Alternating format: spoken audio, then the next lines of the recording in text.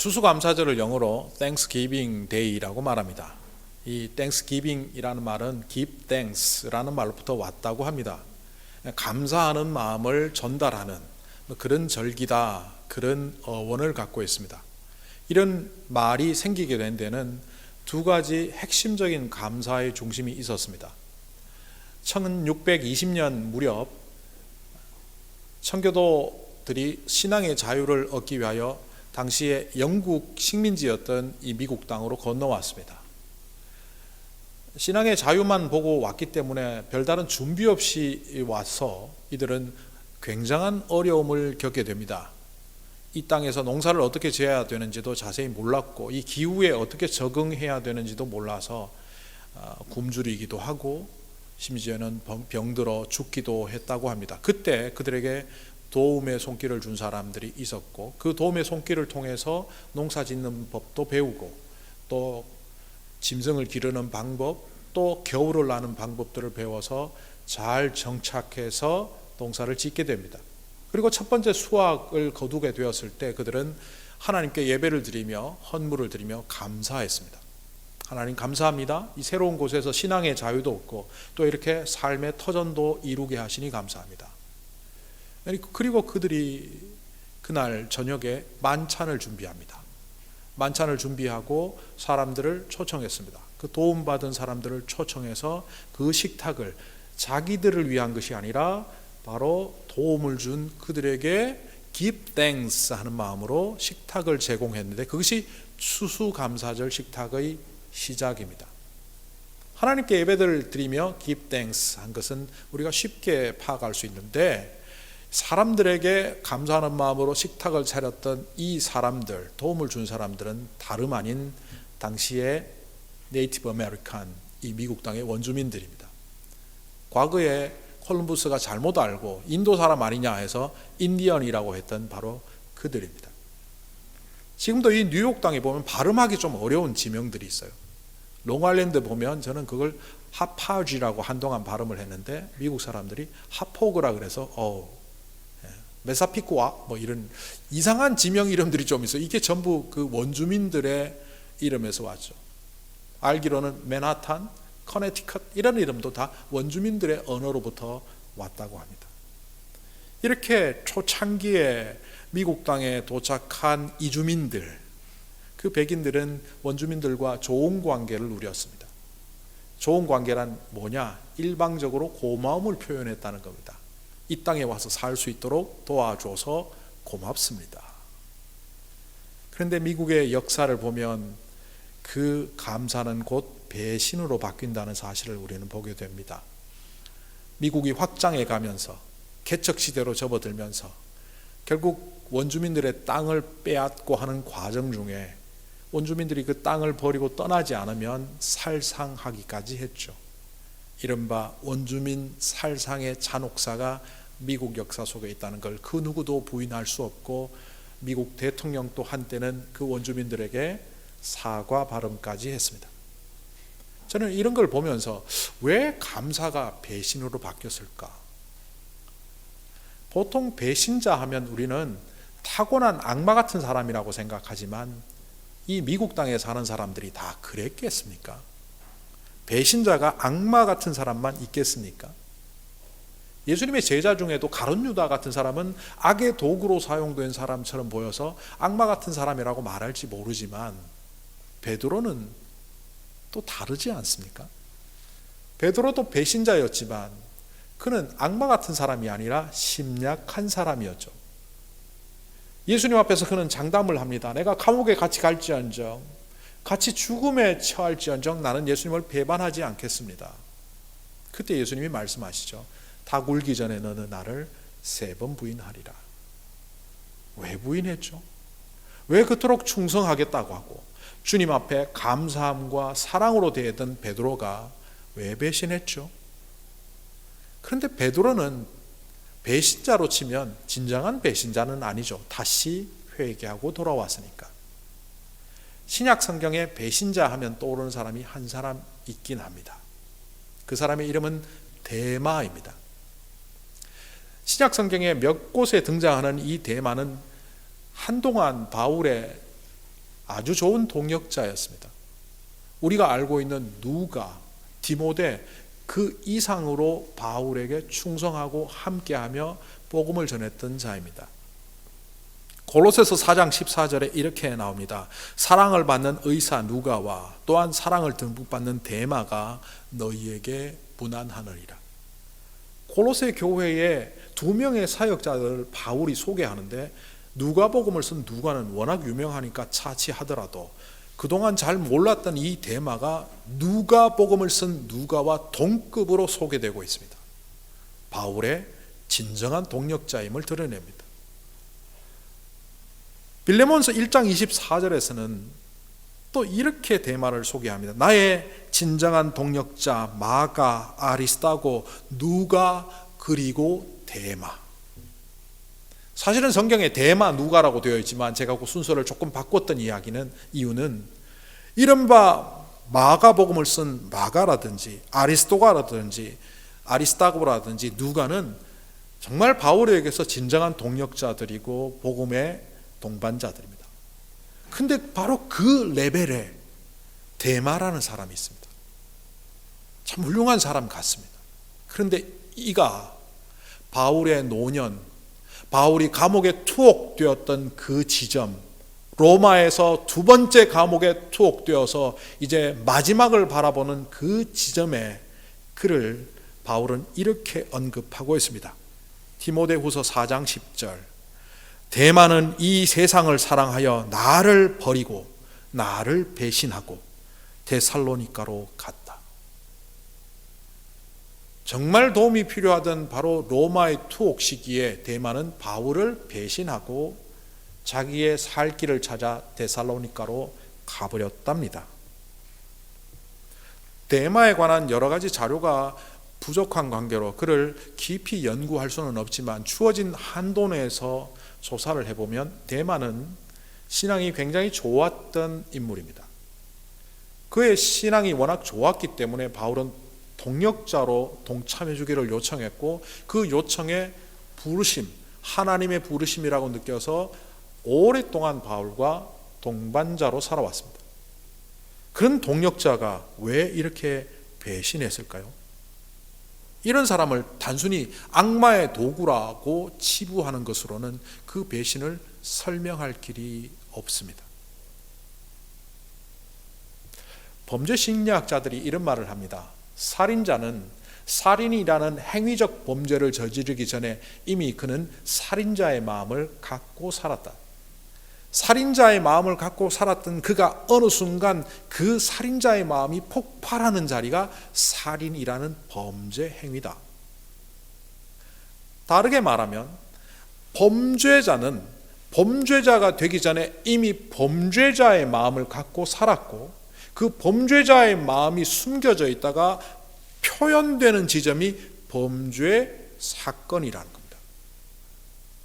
데마라는 사람을 여기에 적용해 볼까요? 아니, 배신자들을 여기에 적용해 볼까요? 배신자는 배신자의 마음을 갖고 살다가 어느 순간 배신이라는 행위를 일으켰다. 가룟 유다도 데마도 실제로 그들이 살아가는 삶의 자리에서 이미 그들은 배신자의 마음을 갖고 살았다. 이렇게 범죄 심리학자의 용어로 설명할 수 있겠습니다. 그러면 배신자의 마음이 뭡니까? 나는 언젠가는 배신할 거야. 이 마음을 말하는 것은 아닙니다. 누가 그러고 배신합니까? 성경에 나오는 주님을 떠났던 사람, 그리고 현대 우리 시대에서 주님을 떠나는 사람들의 심리적인 자료들을 갖고 분석해 보니까 한 학자가 이렇게 배신의 마음을 분석해 놓은 것을 본 적이 있습니다. 배신자가 왜 배신을 할까? 배교자가 왜 배교를 할까? 그는 이미 자신의 삶의 이유를 성경이 아닌 다른 곳에서 찾아서 살고 있었기 때문이다. 첫 번째는 자기의 감정, 본능, 욕구, 원하는 바에 입각하여 살아갔기 때문에 그는 어느 순간 자기의 원하는 바를 성취시켜 주지 않는 주님, 하나님 배신하는 것이다. 두 번째는 사회적 통념, 타인의 인정, 평가, 사회적 가치에 따라 살다 보니 어느 순간 주님 앞에 서는 것이 세상으로부터 지탄받게 될 때 그는 주님 앞에 서기보다는 세상 사람들과 벗하며 나도 너희들과 똑같은 사람이야 라며 삶의 방식을 바꾼 사람들이다. 굉장히 설득력 있는 분석입니다. 간단히 얘기하면 이런 겁니다. 겉으로는 믿음 생활을 하고 심지어는 복음을 전하는 자로 살았고, 오늘식으로 얘기하면 목사와 선교사와 장로로 살아갔지만 그의 마음속에 삶의 모습은 늘 세상 사람들과 전혀 다를 바가 없었다는 겁니다. 극단적인 예를 듭니다. 교회에 어떤 성도가 등록을 했는데 목사가 그 성도를 환영하느냐 환영하지 않느냐를 뭘로 판단하느냐, 이 사람이 세속적으로 성공한 사람인가, 재산이 있는 사람인가, 교회에 이바지를 할 수 있는 사람인가 아닌가에 따라서 그럴 가능성이 있는 사람 혹은 소유한 사람들은 환영하고, 그렇지 않은 사람들은 심드렁하게 대하는, 만약 그런 목회자가 있거나 그런 교회가 있다면 이 교회는 하나님의 가치가 아니라 철저히 세상적 가치로 살아가는 목회자이거나 교회라는 겁니다. 그런 교회는 겉으로 교회이고 겉으로 목회자이지 어느 순간 하나님 배반하고 예수님 배반하고 떠난 것은 너무나 쉽게 일어날 일이라는 겁니다. 오늘 이 바리새인들의 열심에 대하여 예수님이 인정하지 않는 모습이 누가복음에 계속해서 나옵니다. 이 바리새인의 열심에 대해서 유대 사회 속에서 보면 그들의 열심은 출중했습니다. 그 어떤 소득에도 11조를 떼는 사람들이었고, 그 어떤 사건 속에서도 하나님의 이름과 결부시켜서 해석하는 사람들이었고, 그 어떤 일조차도 율법 혹은 장로의 유전이라는 그들의 규례에 따라서 그 일을 하느냐 마느냐를 판단하거나 결정하는 사람들이었기 때문에 당시 유대인들이 볼 때 바리새인들은 거룩한 자 중에 거룩한 자, 경건한 자 중에 경건한 자, 하나님이 가장 기뻐하는 자라고 인정할 만한 자, 이렇게 분류되었습니다. 그런데 예수님께서는 이들의 거룩도 경건도 심지어 이 안식일에 대한 태도도 전혀 인정하지 않습니다. 왜 그럴까요? 우리는 이미 알고 있죠. 예수님은 하나님이시죠. 하나님은 겉을 보고 판단하시는 분이 아니라 마음 중심으로 판단하시는 분임을 사무엘상에 이미 하나님의 특징을 드러내고 있죠. 나는 외모를 보지 않고 그 중심을 본다. 바리새인의 본색이 뭡니까? 우리는 이 성경 말씀을 통하여 바리새인의 본색을 어느 정도는 볼 수 있습니다. 오늘 말씀에 한번 보십시오. 그들이 뭐라고 행동을 취하고 있습니까? 율법학자와 바리새파 사람들은 예수를 고발할 구실을 찾으려고 예수가 안식일에 병을 고치는지 엿보고 있었다. 밋밋하게 번역을 했는데 이걸 조금 세게 말하면 이런 겁니다. 그래, 한번 두고 보자. 내가 너를 반드시 넘어뜨린다. 네가 실수할 때를 내가 기다린다. 그래, 오, 병자랑 얘기를 나눠? 좋아. 너 오늘 안식일인데 고치면 이걸로 네 인생 끝이야. 이렇게 한다는 겁니다. 시작도 하기 전에 이미 올무를 쳐놓고 쳐다보는 악마의 눈을 갖고 있습니다. 게다가 이 사건이 끝나고 난 다음에 그들이 뭐라고 말을 합니까? 그들은 화가 잔뜩 나서 예수를 어떻게 할까 하고 서로 의논하였다. 여기는 부드럽게 기록을 했네요. 누가에 비하여 마태복음 12장 14절에서는 강하게 기록합니다. 그 사건이 끝난 이후 12장 14절을 그대로 읽겠습니다. 그래서 바리새파 사람들은 밖으로 나가서 예수를 죽일 모의를, 없앨 모의를 하였다. 이들은 사건이 일어나기 전에도 망하기를 기대했고, 사건이 일어난 이후 예수를 죽일 모의를 한 사람들입니다. 자, 이 전과 후를 보면서 바리새파 사람들이 좋은 사람들입니까? 나쁜 사람들입니까? 어느 정도 짐작이 되죠. 나쁜 사람들입니다. 그들이 겉으로는 거룩으로, 겉으로는 경건으로, 겉으로는 하나님께 감사하는 예배로 포장하고 있지만 그들의 심중에는 이런 것들이 들어있는 것을 예수님은 이미 간파하셨고, 그랬기에 그들의 외형적인 거룩과 경건을 인정할 수가 없었던 겁니다.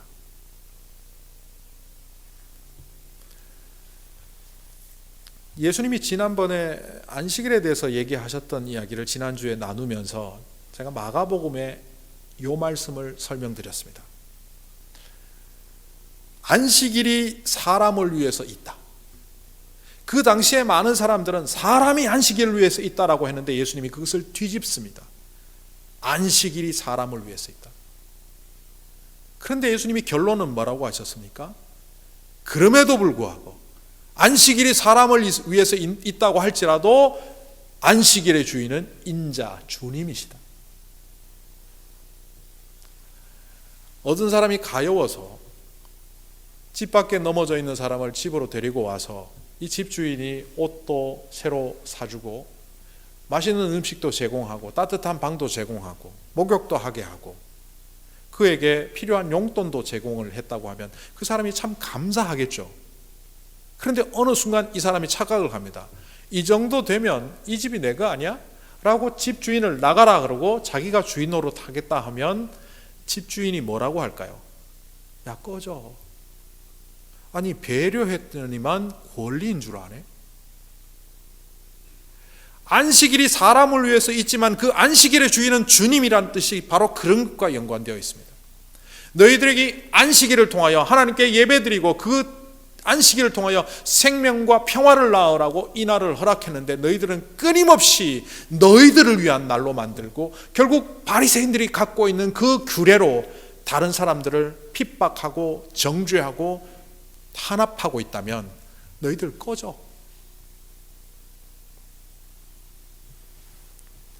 오른손 마른 자의 입장에 한번 서볼까요?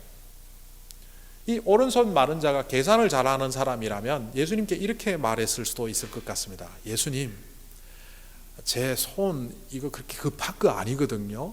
제가 이게 오른손을 잘 못 써서 심각하긴 하지만 제가 그래도 병 낫고 난 이후에도 유대 사회에 섞여 살아야 되지 않겠습니까? 그럼 저 사람들 미움받아서는 전 살 수가 없어요. 그러니까 내일 안식일 다음날 고쳐주세요 라고 하거나 아니면 아무도 없는 데 가서 몰래 그냥 주님하고 저하고 아는 자리에서 고쳐주시면 제가 이러고 있다가 월요일 날 짠 다 낫지 하면 되니까 그렇게 해주시면 어떻겠습니까? 이렇게 말할 수 있어요. 하나님이 우리의 은혜를 주셔서 예수님께서 은혜를 주셔서 나를 고쳐주신다고 하지만 병 고친 나은 이후에도 생각해야 될 것 아닙니까? 유대 공동체 안에 살아야죠. 왕따 당하면 안 되잖아요. 그런데 오늘 오른손 마른 자의 모습을 보면 그런 모습이 전혀 없습니다. 언어로 말하는 것은 한 면도 나오지 않습니다. 오늘 이 장면 속에서 오른손 장애인 이 사람은 철저히 침묵하고 있습니다. 그런데 그는 말로서 침묵하지만 행동으로는 말하고 있습니다. 예수님이 일어나라 하니까 일어납니다. 이 사람도 상황을 다 알죠. 바리새인과 서기관들이 올무를 쳐놓았고 이 예수님이 병자를 고치면 당장 득달같이 일어나 율법으로 예수님을 어떻게 하려고 할 거고 그러면 자기는 예수님 편에 서 있다고 사람들이 알기 때문에 결국 자기에게도 그 피해가 올 거라는 걸 이 사람은 알죠. 그러니까 안 서야 돼요. 만약 그 계산을 하고 있다면. 그런데 이 사람은 섭니다. 일어섰을 뿐만 아니라 남들이 다 보이는 한가운데로 가라.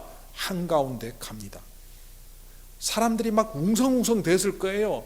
또 영화 같은 데 보면 지금 뭐 하시는 거예요? 안식일날 회당에서 왜 이런 일을 합니까? 막 떠들고 그랬을 거예요. 그때 주님은 다 무시하고 네 손을 내밀어라. 손을 내밉니다. 그리고 고쳐주시죠.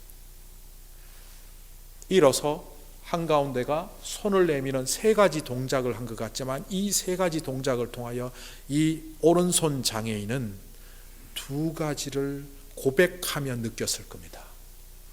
순종 그리고 감격. 누가 뭐라고 하든 나는 저분의 말만 들을 거야. 일어서고 가운데로 가고 손 내밀고. 그리고 그 사람의 마음속에 이 누가 뭐래도 나는 순종할 거야 기반에 깔려있는 게 뭡니까? 믿음입니다. 모든 병자를 고치신 저분이 내 손을 고쳐주시는구나. 저렇게 안식일 날 바리새인들에게 공격을 당하고 있음에도 불구하고 나를 고쳐주시기 위하여 전혀 서슴지 않고 나를 부르고 계신 저분의 음성이 나를 감격하게 하는구나.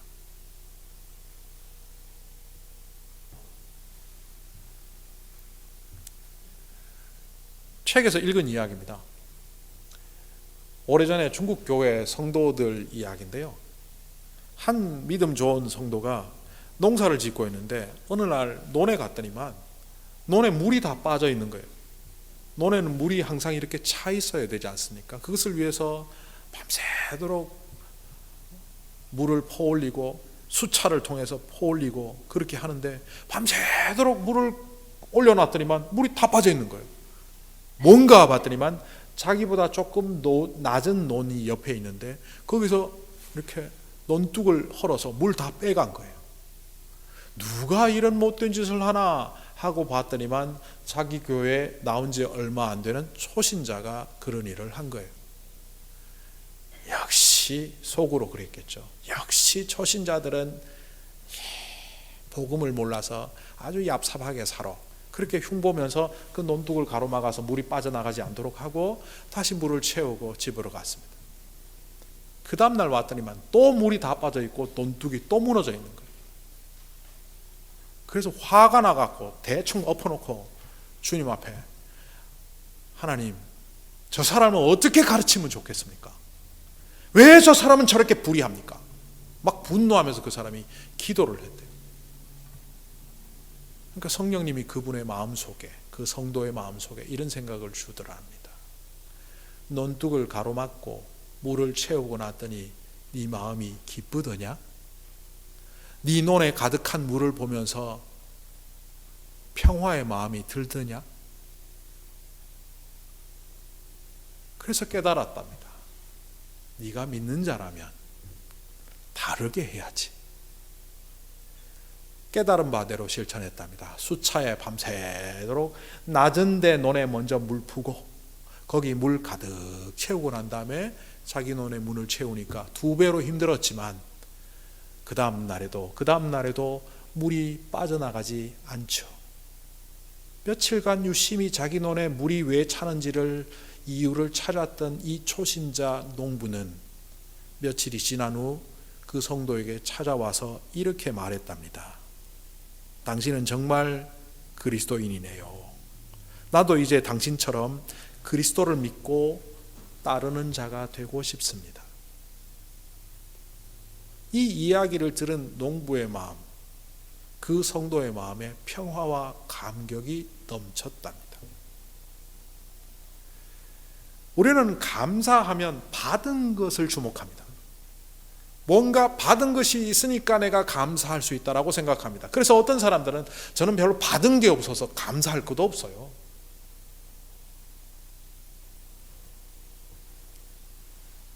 레위기에 보면 감사를 이렇게 가르쳐 주기도 합니다. 감사의 제물로 바쳐진 고기는 그날에 다 먹어야 하고 조금이라도 남아있으면 아침까지 남겨두어서는 안 된다.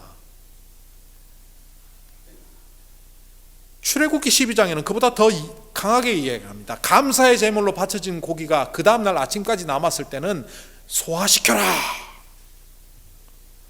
예전에 어떤 유명한 목사님이 소화시키라는 말이 다이제스트 하라는 말인 줄 알고 설교를 쫙 하셨어요. 하나님의 말씀을 꼭꼭 씹어 소화시켜야 합니다. 근데 이 소화시키라는 얘기는 burn away, 불태워버리란 말이거든요. 아니 그 귀한 고기를 왜 하루 지나서 아침에 고기가 남으니까 불태워버리라고 하셨을까요?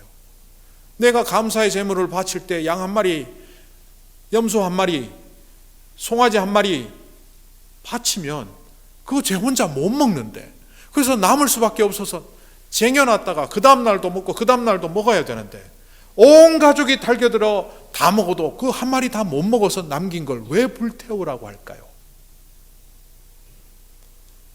머리 있는 사람은 깨닫게 되죠. 이 감사의 제물은 이웃과 나누라는 겁니다. 감사의 가장 중요한 것은 나눔입니다. 왜 우리가 감사의 제물이, 감사의 마음이, 감사의 모습이 자꾸 사라져 가느냐 하면 감사를 소유만 했지 나누지 않았기 때문입니다. 자기 논에 논물 채우고 이만하면 됐다라고 했기 때문에 누가 그걸 건드리면 화가 나고 불평이 일어나고 평화가 깨어지는 거예요. 그런데 그 논의 물이 나눈 것으로부터 시작해서 남의 논까지 채워가는 그 작업을 했더니만 오히려 평화와 감격, 감사가 넘쳐나지 않습니까? 성경은 우리에게 감사는 배려고 나눔이고 용서고 사랑함이라고 말합니다. 이제 앞에서 제가 찬양 인도할 때 했던 이야기 기억나십니까? 구약 성경에 감사가 왜 이렇게 안 나오지? 구약 성경의 감사는 감사라는 단어로 등장하지 않습니다. 남을 섬기며 나누어 주는 모습으로, 남을 배려하는 그 행위로, 혹은 사랑을 베푸는 마음으로, 용서하는 마음으로 드러날 때 그것을 감사라고 규정하며 받아들였기 때문에 구태여 감사라는 명사를 사용하지 않습니다.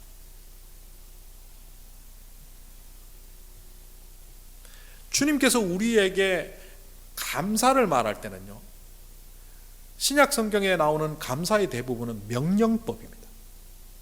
바울을 통해서 주셨던, 예수님이 직접 말씀하셨던, 다른 사도들을 통해서 말씀하셨던 대부분의 감사는 감사할 때 감사하라는 것이 아니라 그냥 명령법이에요. 감사해! 감사하면 가장 유명한 구절 기억나십니까? 데살로니가 전서 5장 18절.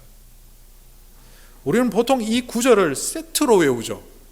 세트로 외운다는 얘기는 항상 기뻐하라, 쉬지 말고 기도하라, 범사에 감사하라, 이는 그리스도 예수 안에서 너희를 향하신 하나님의 뜻이니라. 근데 이거 조금 잘못된 겁니다. 암송을 그렇게 하게 시켜서 그런 거지 실제로는 5장 18절 범사에 감사하라, 요 뒤에 하나님의 뜻이 붙어 있습니다. 무슨 얘기냐면 항상 기뻐하라, 쉬지 말고 기도하라, 범사에 감사하라, 이걸 마치 세트처럼 외웠기 때문에 이 세 가지가 하나님의 뜻인 것처럼 우리는 알고 있지만 그렇지 않다는 겁니다. 데살로니가전서 5장에는요 많은 교훈들을 줍니다. 예를 들어서 오래 참으라, 선을 좇으라, 항상 기뻐하라, 쉬지 말고 기도하라, 범사에 감사하라, 성령을 소멸치 말라, 예언을 멸시치 말라, 뭐 이렇게 여러 가지 교훈들을 주면서 유독 범사에 감사하라 뒤에는 하나 꾸미는 구절을 집어넣습니다. 그게 뭐냐? 이는 그리스도 예수 안에서 너희를 향하신 하나님의 뜻이다. 여기서 이는 이라는 말은 단수입니다. 그럼 앞에 나오는 것들을 받는 것이 아니라 바로 앞에 나오는 범사에 감사하라, 그 한 문장만 받는 겁니다. 성수격을 일치시키는 헬라어에서 그는 당연한 해석입니다. 왜 유독 다른 모든 것을 제외하고 범사에 감사하는 것을 하나님의 뜻이라고 강조할까요? 심지어는 범사에 감사하라는 얘기는 이런 거잖아요. 모든 일에 감사하라. 감사할 수 없을 때도 감사하라. 핑계 대지 말고 감사하라. 받은 것이 없어도 감사하라. 아파도 감사하고, 건강해도 감사하고, 있어도 감사하고, 없어도 감사하고. 왜 이토록 하나님은, 우리 주님은 이렇게 감사를 강요하실까? 미국의 어떤 아이가 엄마에게 쓴 감사 편지 글을 제가 읽은 적이 있습니다. 그 중에 일부를 제가 읽어볼 텐데요. 제가 발음도 그렇게 좋지 않고 오늘은 또 특별히 번역도 안 해드릴 테니까 영어로만 한번 알아보십시오. I got the best mom in the whole world. Others may argue otherwise, but to me, she is the best mom. She's always in the background, sacrificing her wants and needs for me. My mom is most humble, altruistic figure that I look up to. My mom can make me cry with the simplest words and things. She knows what I need even before I say it. She provides me comfort, cornerstone for my everything, and above all, the greatest form of the true sacrificial love. And I love my mom to death. 엄마가 나한테 다 해준대요. 정말 희생적이래요. 다 알아들으셨으니까 설명 안 할게요. 그래서 세상에서 우리 엄마 최고래요. 얘가 진짜 엄마를 사랑하면서 감사하는 것을 표현했는지 안 했는지 이 글로는 잘 모르겠어요. 그런데요, 이 아이의 엄마는 전혀 신체를 움직일 수 없는 굉장히 중증의 장애자입니다. 아이가 성장하는 동안 그냥 육체적으로 해준 게 없어요. 그런데 왜 이 아이는 엄마로부터 모든 것을 받았고 내가 말하기도 전에 엄마는 다 해줬다고 말할까요? 제가 이 글을 보면서 내가 감사를 잘못 알고 있었구나. 일반적으로 감사는 받은 것에 대한 감사라고 생각했는데 이 아이는 받은 것 그 이상의 뭔가가 있다는 걸 말하구나. 받은 것 그 이상의 그게 뭘까?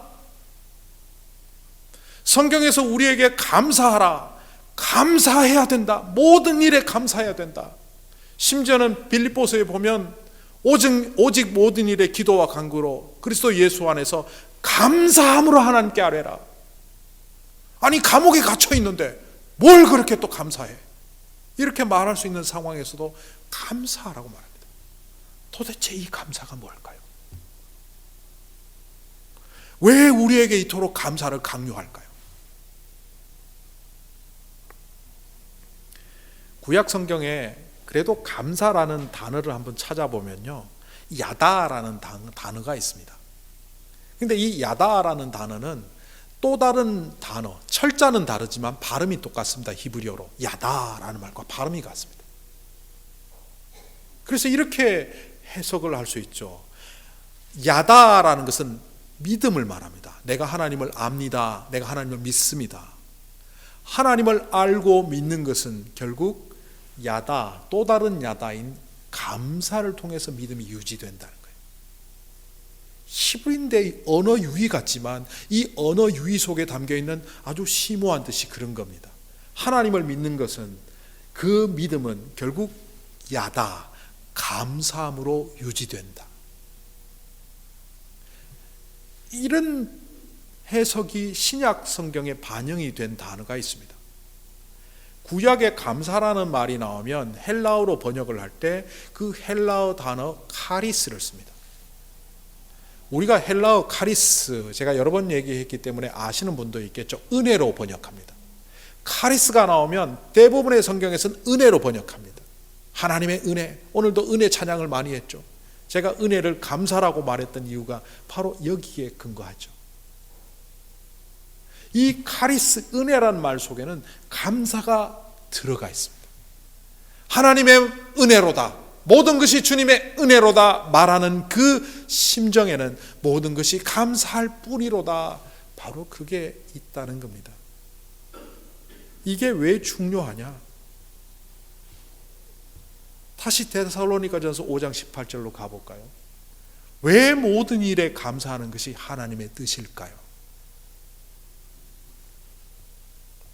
제가 다른 번역으로 읽어보겠습니다. 데살로니가 전서 5장 18절. 모든 일에 감사하시오. 이것이야말로 그리스도 예수 안에서 하나님께서 여러분에게 원하시는 것입니다. 우리가 그냥 하나님의 뜻이라고 알고 있었는데 이 번역에서는 정말 하나님이 원하시는 것이 우리가 감사하는 거랍니다. 범사에. 또 다른 번역입니다. 무엇에든지 감사하십시오. 이것이야말로 하나님께서 그리스도 예수 안에서 여러분에게 바라시는 생활 방식입니다. 하나님이 원하시는 생활 방식, 우리의 모습이 바로 감사랍니다.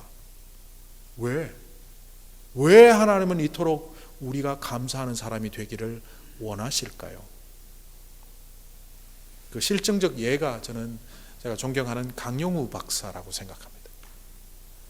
지금은 돌아가셨지만 이 강용우 박사는 한국에서 나이 15살 되던 해에 축구공에 눈을 맞아서 실명을 합니다.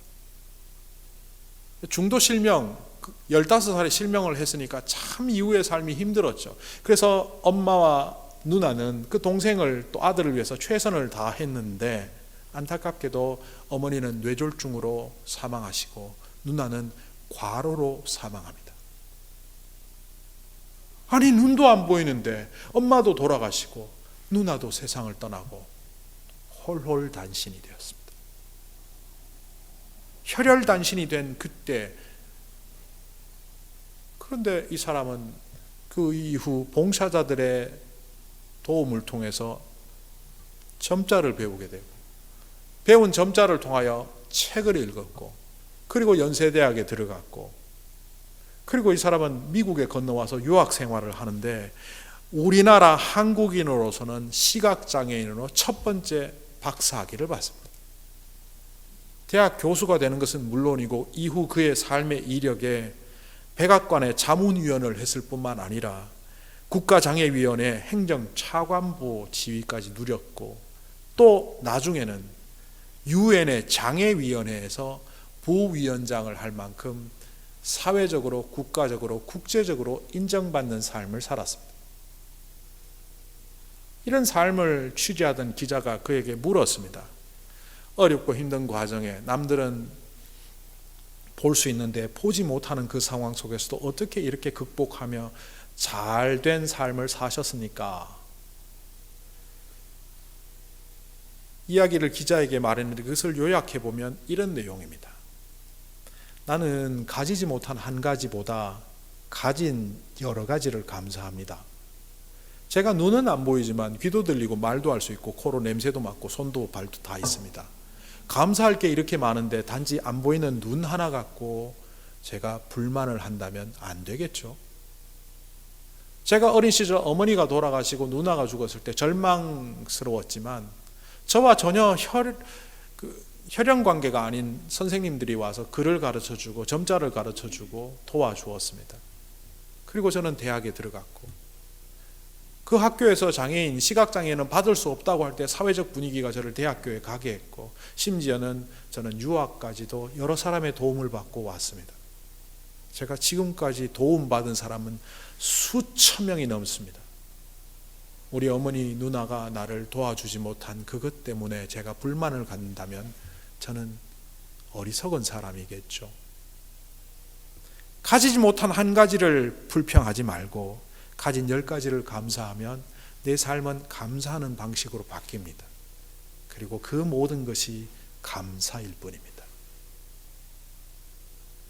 좀 전에 제가 다른 해석에서, 번역에서 하나님이 우리에게 원하시는 감사는 바로 우리의 생활 방식이어야 한다는 것을 읽어드렸습니다.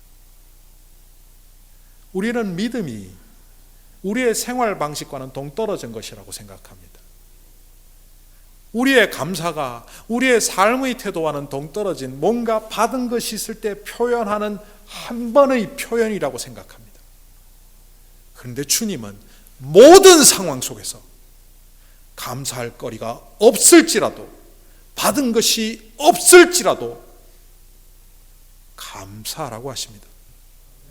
그것은 바로 우리의 삶이 감사의 사람으로 바뀌어야 한다는 겁니다. 여러분 기억하십시오. 물고기 2마리, 보리떡 5개, 사람 5,000명. 인간의 눈으로 보면 이것 갖고 뭐 하자는 거야? 뭐 장난하나? 그런 제자들도 있을 때 주님은 그 도시락을 받들고 처음으로 하셨던 말이 뭡니까? 하나님 감사합니다. 예수님의 그 감사의 소리는 오병이어로 5,000명을 먹이는 놀라운 기적의 현장으로 바꾸었습니다. 우리는 주님처럼 능력 있는 자는 아니지만 우리의 작은 삶의 모습이 감사의 삶의 모습으로 생활 방식이 바뀌는 순간, 우리의 입술에서 없는 것을 붙잡고 불평하는 사람이 아니라 가지고 있는 것을 감사하며 우리의 삶을 바꾸어가는 순간, 비록 물고기 2마리에 보리떡 5개에 불과한 초라한 우리의 삶이지만 하나님이 그 감사의 현장에 임하셔서 수많은 사람들에게 기적을 보여주는 오병이어의 주님의 사람이 된다는 것을 기억하십시오. 바로 주님은 저와 여러분을, 한울림 교회를, 여러분 가정을 그런 기적의 현장으로 만드시기 위하여 모든 일에 감사하라, 이것이 내가 정말 원하는 일이다. 사랑하는 주의 자녀들이 정말 복받고 정말 행복하게 살도록 감사하라. 기도하겠습니다.